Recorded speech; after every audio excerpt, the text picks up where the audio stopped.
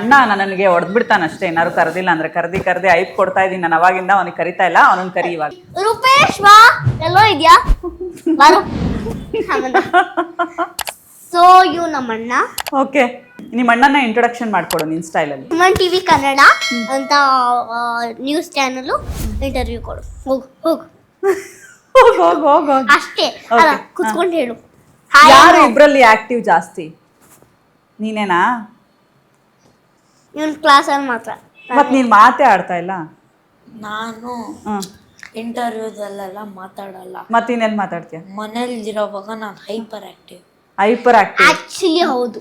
ಹೆಂಗೆ hyper active ಅಂದ್ರೆ ಮೈ god dam.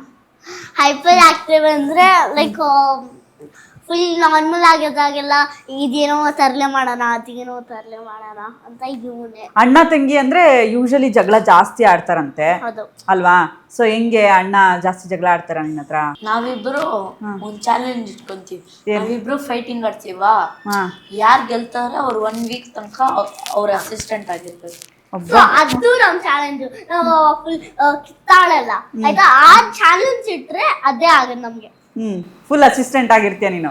ಏನೇನ್ ಹೇಳ್ತಾರೆ ಅಣ್ಣ ಅವಾಗ ಕೆಲ್ಸ ನಿನ್ಗೆ? ನಾನು ಇವಳಿಗೆ ನನ್ಗೇನಾದ್ರು ನೀರು ಅದು ಇದು ಅಂದ್ರೆ ತಗೊಂಬರಕ್ ಒಂಥರ ಬೋರ್ ಅನ್ಸುತ್ತೆ.